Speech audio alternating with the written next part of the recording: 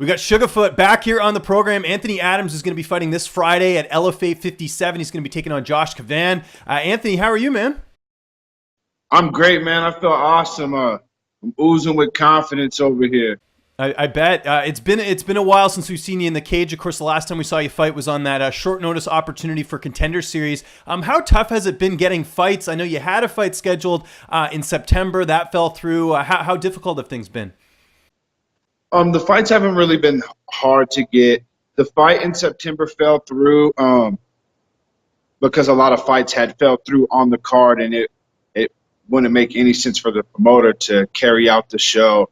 After that fight fell through, I really realized I had a lot of things to work on with myself, and it wasn't any skills. It was more mental aspects and refining, reshaping, and just revamping my mentality, man. I had to really become a student of the game and a martial artist and leave the fighting alone. The fighting was taking fun out of it. Okay, fair enough. And then, of course, we saw you last on Contender Series. That was a great opportunity. Like I mentioned, it was short notice. And it was a weight class above, too, which is a little bit crazy. It was a split decision loss, very close fight. What did you learn the most from that performance and getting that entire opportunity?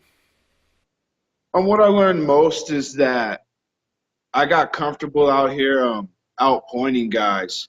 And I wasn't going to get a contract with just off a split decision or a unanimous decision. I know I have all the skills and tools and attributes to put these guys away, and now I just need to put them away. And LFA is a great platform. Amira, LFA is a great platform to show the world. I agree. Was there any feedback from the UFC after that fight? Because again, I know sometimes you get to go backstage and talk to some of the matchmakers and everything like that. Was there any feedback on the UFC's end after that fight? There definitely was. I feel like we did them a favor. We have one foot in the door. Now I just need to go out there and get the finishes everybody wants to see and show and prove to everybody that I'm one of the best fighters in the world. So how did this come together with you fighting for LFA? Really big opportunity here, like you mentioned. I just woke up and told Thomas, I'm like, I'm ready, man. I'm ready. I don't care if we box, kickbox, Muay Thai, MMA. I don't care about the opponent. I don't care about the purse. I just wanted to fight. And of course, you're taking on a really tough guy in Josh Cavan, the 15-7 record he has. How do you feel like you match up against him in this fight? I feel like I match up awesome with Josh. Stylistically, I think this fight suits me well. I don't believe he'll have any answer for me. I don't think he'll have an answer for me. And have you been familiar with him for a while? Just being from Colorado, I know the scene's fairly small in terms of the promotions and everything. Was he someone that you knew about before you took this fight?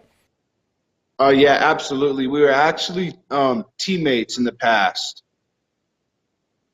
So that's interesting. So how does that play into this fight? And I'm sure, obviously both of you have an advantage then being able to train with each other, but how much does that help you in preparation? Well, I know mentally, I don't think Josh really wants to fight me. It just come to a point now that he has to because I'm the #1 guy in Colorado, and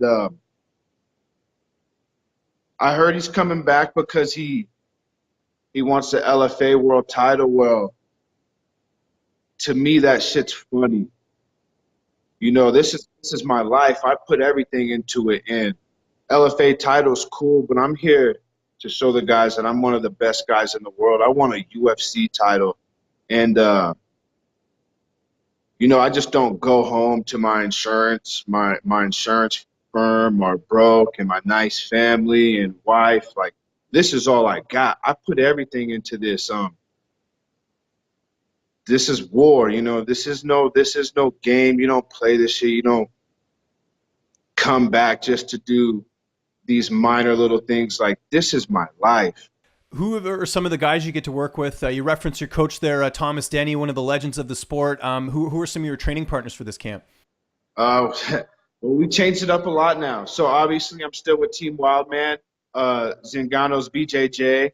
Uh, I look up to Professor Matt Sims and Hans Thompson, both of the head instructors and professors at Zingano's. But we changed it up. We started cross training with Team Elevation. So I mean, they have a whole list of guys in the UFC, Bellator, LFA, a lot of the bigger promotions and bigger bodies and better experience. I really feel like training with those guys and being in the room with those guys brought the best out of me. Okay. That's excellent, man. And this fight's on Friday. How's the weight cut going? Because obviously your last fight at middleweight, this fight back down at your natural weight class of 170. So I haven't been to 170 in over a year. Uh, the biggest thing with this is after my last fight, I've just been real consistent. Nothing major up until about 6, 7 weeks ago, but I just been real consistent. I would blow up to 210, 215. I never got over 200. Um, the way the weight cut, I'm not I'm not really worried about it at all. My weight is great. I had an excellent camp. We're healthy and all systems are firing. I love it, man. How do you see this fight playing out on Friday? We know you're looking for the finish. How do you see this unfolding? Well, I'll just say that Josh Cavan would probably still have a career if his coach and them ain't gas him up. Uh, it's going to be fast. It's going to be real fast. Like I said, mentally, I don't think he's there. I don't think he really wants to fight me. That he just had to fight me. He's a tough guy. He's a good competitor, but I think I just beat him with my overall fight IQ and just comfortability and my reason. Okay. I like that, man. Has LFA told you if the winner of this fight gets a title shot? Because, of course, the champion was James Nakashima. He vacated the title. It looks like it's up for grabs right now, and this seems like a pivotal fight in the division right now. They haven't told me. I mean, they may have told my manager or coach. I just heard why he wants to come back and why he's doing this. I laughed at it. I laughed at it. I just thought this shit was cute. Okay. All right, man. Sounds good. Well, we're looking forward to it. It's coming up here this Friday. It's LFA 57. Anthony, great getting a chance to talk to you again, man. Just remind people where they can find you on social media. And if you have any sponsors or shout outs, the floor is yours. Um, you can find me on Instagram. I changed my handle. It's feats_solo. That's FEETS_SOLO. Uh, Facebook, obviously, it's Anthony Adams. I'm hardly ever on there though. I'd like to shout out my whole team and my squad, Team Wildman, Zingano's BJJ. Also like to shout out A1 Boxing and Chris Green. I forgot to mention them earlier. Chris Green, he's been a big part of my camps and my downtime with my boxing. Also like to thank Elevation for and Cody Donovan and Sean Madden for welcoming me as one of their own and really just making me feel comfortable.